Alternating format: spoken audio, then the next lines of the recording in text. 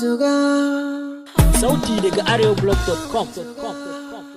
Allah sarki duniya labari, da abin mamaki cikin ta duniya tare. Ka nufi magwani da yin aikin alkhairi, to mai ganga a ina labari, da takaici a gurin mai gori, da gurin kowa mana fatan shari. Ni dai kullum buri na alkhairi, waiwai shi ne adon tafiya ta tsari. Allah sarki kai za ka yi min, samu da maza jari ba karya ba, tafiya da gwani mai daɗi ba mai ba. Kowar ga Allah ba za yi baya ba, mun kamar solo ba ma zancen roba. Ƙarya mun san ba za ta yado ba, sannan tusa ba ta hura wuta ba. An gama da ni ne sani ba wai ba, ni ba na ƙaunar mai gulma ko giba.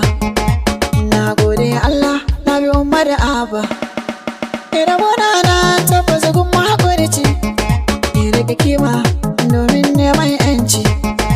Kar ka yi sakin goyon bayan zalunci, daɗa himma ka zamto mai inganci. Kar ka yi tsaraba jerin tafiyar lalaci, da ladama ga dukkan mai iskanci. Jajirtacce tabbas baya shashanci, da makoma mai kyau gun mai adalci.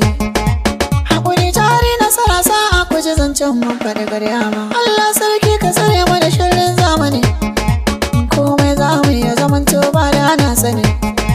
Kai mai sauri ka takaita in yi matuni, domin na san fitila ce ga tallan gwani. Ba na hasara kuma ban cewa kara yi mini, ko an yi min taki za ta zamo mini.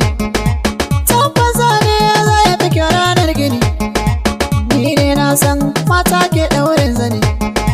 Haɗa zuga gagara kirga za ka yi in har rabu ya ma girma.